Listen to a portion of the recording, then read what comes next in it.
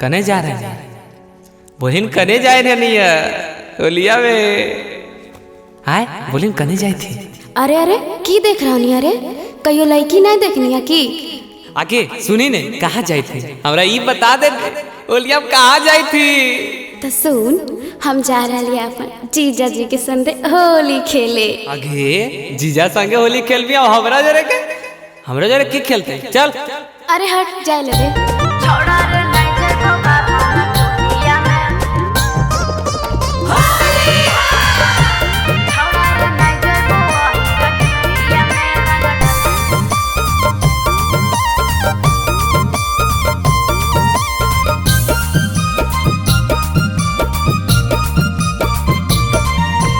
अशोक के होली खेले ला छोड़ी चले नायब कोलिया में रंग डाल दे तो चलिया में देखे आगे सुना बोल।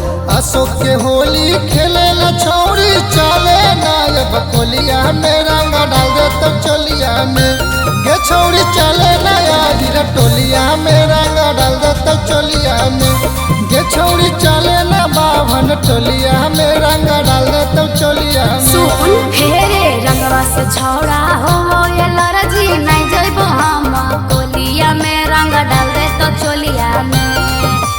रंगवा से छौड़ा हो ये लरजी नहीं जइबो हम कोलिया में रंग डाल दे तो चोलिया में। रे छौड़ा रे नहीं जइबो हीरा टोलिया में रंग डाल दे तो चोलिया में। छौड़ा रे नहीं जइबो बाभन टोलिया में रंग डाल दे तो चोलिया में। अरे नहीं जइबो रे।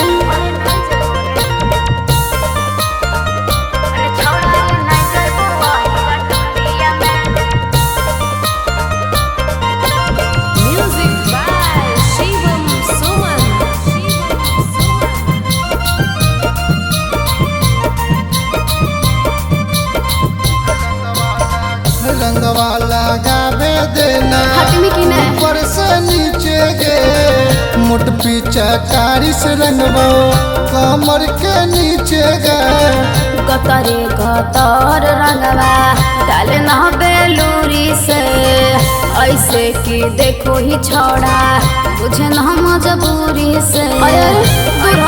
मार के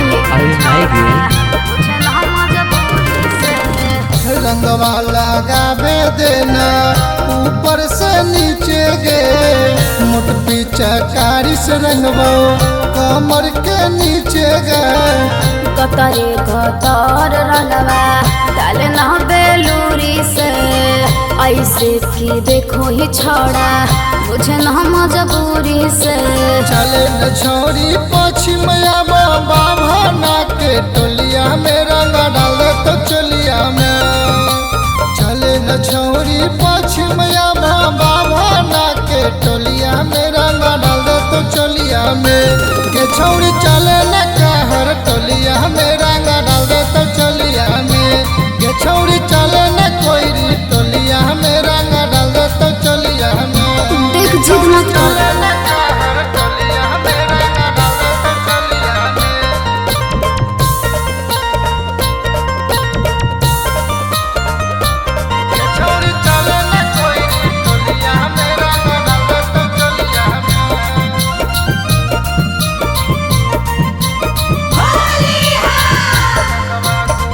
रंगवा गुलाब डाल दे छोड़ी आगे आगे गे निचवा सूता के डलबो चोलिया के अंदर गे होलिया में रंग तो छोड़ा अंजित सुमन रे गल गुला गुला रहतो आज सूरज रे बुझनी रे।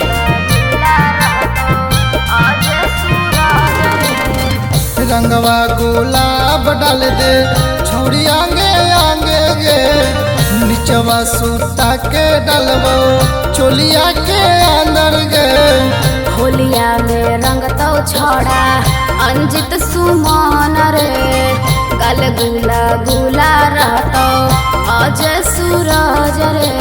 चले न छौरी पूर्वया यादव जी के टोलिया में रंग डाल दे तो चलिया में चले न छौरी पूर्वया यादव जी के टोलिया में रंग डाल दे तो चलिया में।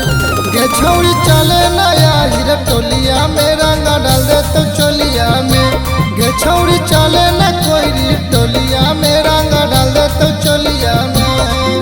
अगे चल लागी